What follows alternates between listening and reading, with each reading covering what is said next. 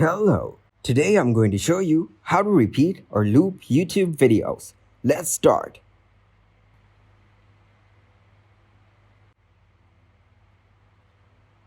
To start the process, open your YouTube application on your mobile device. You can select videos from the home page or search for videos as well. To show you, I'm searching for DIY.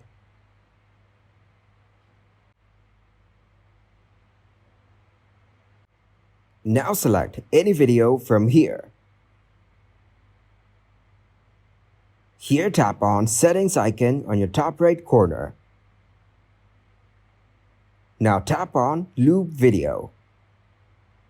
As you can see, Video Loop is turned on. Give this video a huge like and subscribe to get more helpful videos like this that explain me how we're solving new problems every day.